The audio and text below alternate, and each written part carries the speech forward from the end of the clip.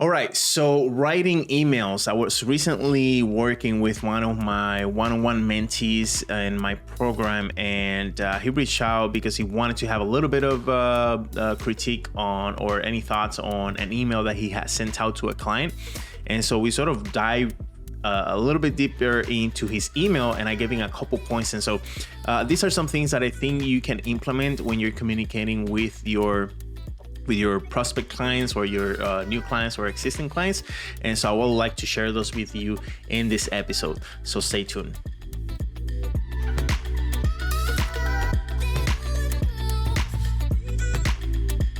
Okay, so before we start taking a look at this particular example of an email, again, these are some of the things that will not really break or make your ability to get a job. This is not something that if you don't do this, you won't get the job, or if you do this, you will get the job. It's just something that I think people can use as leverage and better perform with how they communicate in their emails. And so whether it is by increasing your chances to get another talk or another conversation going, or increases your chances on maybe getting the job or communicate better, I think you can try to do that in all the aspects of communication with your client, whether it's with your portfolio, your emails, your texts, whatever that communication system is. So we'll take a look at those right now. What I have here is a example of my student here. Now I've covered his name and prospect client just for for privacy issues. But what I want to do is let's read this out loud, and then we can dive into it. So, hi team at whatever your client is, right? I am, and we're gonna pretend this is going to be me. So I am Jose, and I'm a freelance background artist in the games and animation industry. I would like to apply for the opening I saw on Twitter. I have over 3 years of experience in many animated shorts and mostly small mobile games. I'm familiar with 2D pipelines, 3D using Blender, working alongside devs, file managing, and team communication apps. I'm currently available for new opportunities, and I would love to get to know you guys. Here's my portfolio website, password for client section is pizza, and social media links, portfolio, Instagram, Twitter, LinkedIn. Thank you. Okay, so this is a very standard email, right? Again, there's nothing really wrong with this. This is pretty straight. The length of the emails is okay. And it covers sort of like most of the basis that you want to get across with your email, right? So you're saying that you're applying for a job. You sort of portray your experience, your tools that you use, and that you are available to get to work, right? And of course, you have a portfolio, and your social media links, which is extremely important to have, right? And so the idea for this is how can we make this maybe a little bit better or more direct, right? And so as I was talking to him, I sort of divided this in 3 sections, right? So we have the sort of orangey section, green and blue. And so the orange, we're gonna call it sort of like the introduction, right, of your email.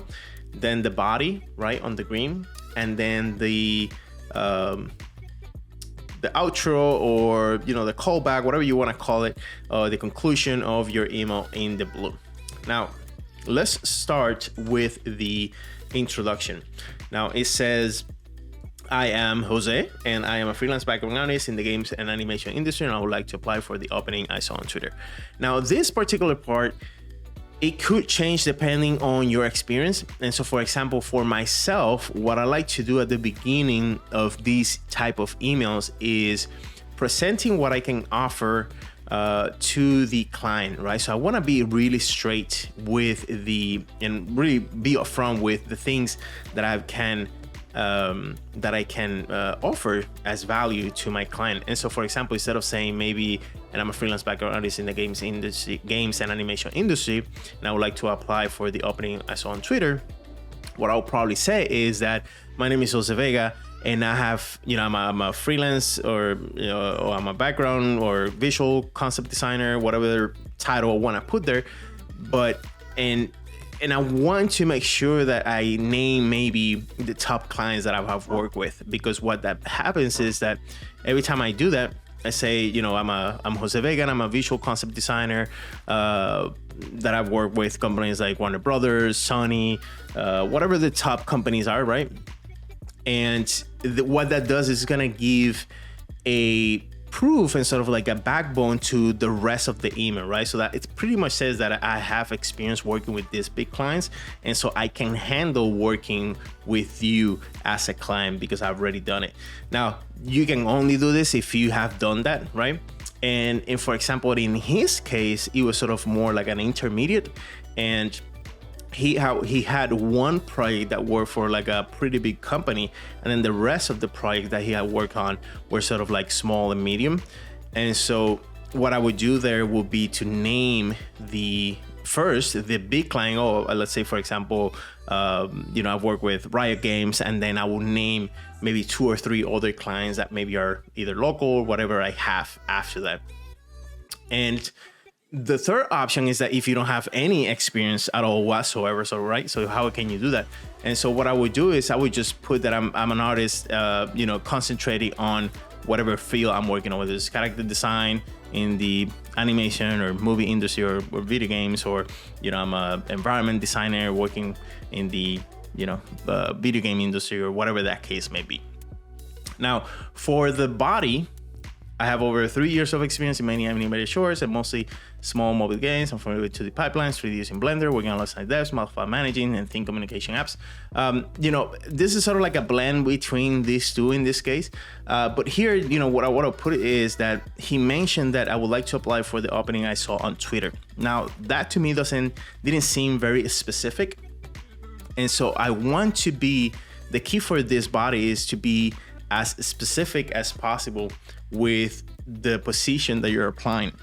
And so if you're applying for a environment concept artist position, make sure that you mention that, because that way they know what you are applying for. And so you don't want to, you know, for these type of emails, you really don't want to leave any space for them to assume what you're trying to apply for, or what you're working on, or, you know, whatever the case may be. You want to be as clear as possible and mention that in a very clear and specific way.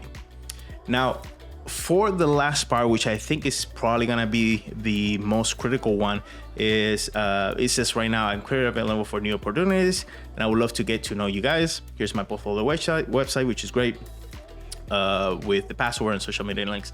Now, of course, you always wanna put your portfolio in your emails, whether it is by mentioning it or on a link on the signature or somewhere, just because it's easy to access. But also, the way this is presented is that it sort of leaves it open for them to take the next step whenever they feel like it or whenever they want to. And so it's sort of like, oh, you know, I'm available, let me know whenever, you know, you guys want to work, right? And so my approach to something like this will be a little bit more forward. And instead of saying something like this, maybe I can say something like, I'm available next week and I would love to meet you guys. I'm available, you know, so and so day or many hours, or if we can maybe set up an appointment next week so we can talk about the position. And so what that does is sort of unconsciously sort of like puts pressure on the client to maybe reply to you with an answer, whether it's a yes or no, or maybe pushes them to sort of move forward and makes this sort of like rushing feeling about, you know, answering you. I mean, that's the hope, right? But I always like to sort of give sort of like a call to action type of scenario at the end, so we can get things moving and move forward with whatever the opportunity is for here, right? I don't want to leave it as open because, you know, things happen during this sort of communications, right? They may forget, or, you know, they might, you know, just diss it because it's not very clear and they're not really sure. But at least you're sort of putting the pressure that maybe they tell you, hey, you know, this is not a good time, right now, but we'll keep you in our minds for the next project, or right now is not a good time, or you're not a good fit, but at least you're getting an answer, right?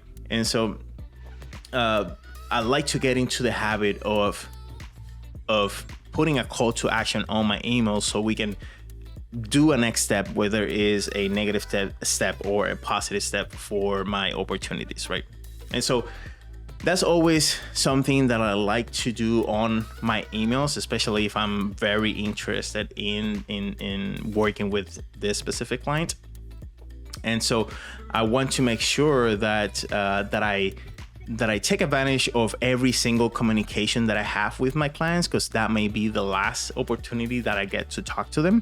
And so I want to make sure that I take advantage as much as possible.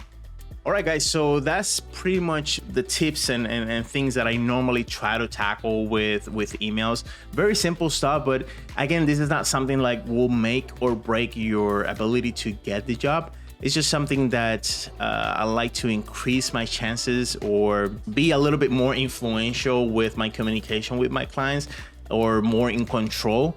And that way I can, get some answers or move things forward when they should, or, whatever the case may be. And so I really hope that these were helpful in any way to you guys. And if you guys had any questions, let me know in the comment section below. If not, I will see you guys in the next video.